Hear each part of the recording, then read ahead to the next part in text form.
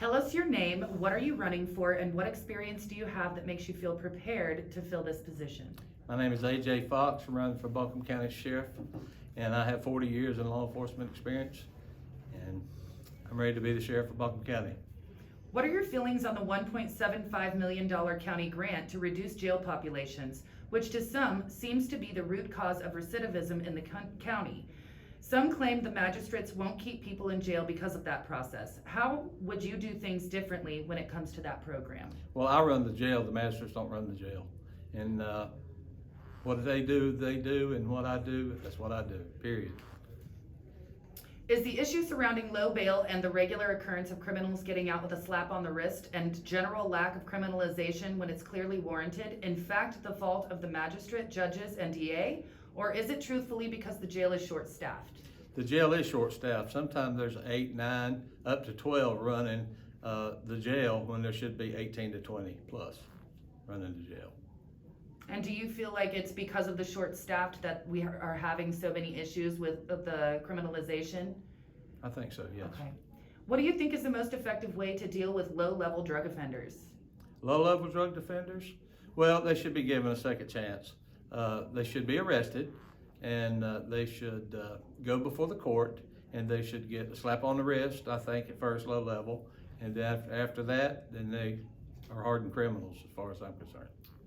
What do you see as the most pressing issues in Asheville, Buncombe County? What are the root causes, and how will you make changes to better the safety and crime in our communities, especially considering everyone is so understaffed? Well, the APD is understaffed. The riots that happened a couple years ago and then last summer too, I think that can be combated if you enforce the law, if you have enough personnel to go enforce the law.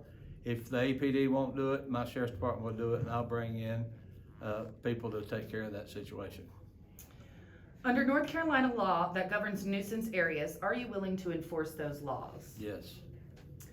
Can you answer calls inside the city limits? Considering APD has such a shortage, are you willing to have your deputies help city PD answer calls for service if county isn't backed up at the time? Yes, we need to restore law and order. That's why I'm running, and I will put men inside the city limits because my office is inside the city limits, and therefore we will have the APD if they need it.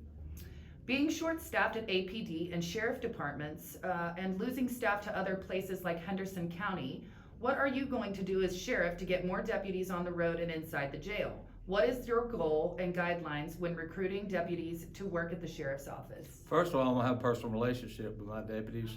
Right now, the current sheriff is not having any relationship with his guys. He won't even meet them, acknowledge them whenever he meets them in the hallway.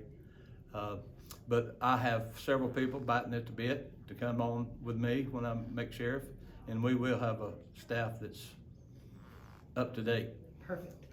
With the shortage in the jail that is requiring road office to work jail and manning levels being dangerously low, what are your plans on bringing the manning level up to the required state level? There are a lot of people, just like I said, chomping at the bit, wanting to go work for me inside the jail. I'll send them through jail school, and these are previous guys that let their certification maybe elapse, and they will come to work for me. I will not be taking people off the road to work the jail because you can come in and you got a year to certify them, go through jail school. I think our road deputies need to stay where they're at, our detectives need to stay where they're at, and we need to hire people that wants to work the jail only. How often are you willing to sit down with leaders of your communities, groups, or neighborhood associations to see what they need and how you can help them? Every day. As sheriff, I know listening to your command staff is a big part of your job, but are you willing to sit down with your deputies that work the roads every day and see what they need and what you can do to help them? Yes, I will be out on the road with them, working with them. Wonderful. Not behind a desk. Will you institute a fair and open promotional program? Yes. Will you keep reserve deputy program and even increase the number of reserve deputies? Yes. And with Asheville Police being so short-staffed and then bringing in retired officers to help with reports, what can the sheriff's office do to help not only keep the county safe, but the city safe as well? You talking about retired deputies, retired police officers? Like Yes. I've been retired from the Highway Patrol, and I've been reserved with both Haywood County Sheriff's Department and Buncombe County Sheriff's Department before. I never once got called in, never. But if you're short-staffed, that's where you need to utilize your people that you have on record and you need to bring them in and let them go to work. Okay, and what specifically would you like to achieve during your time as sheriff?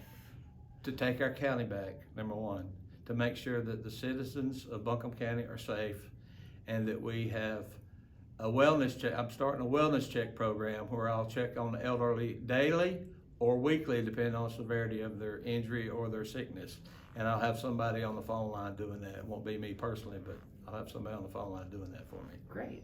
What are your views on homelessness in Asheville? How do you feel it has currently been handled?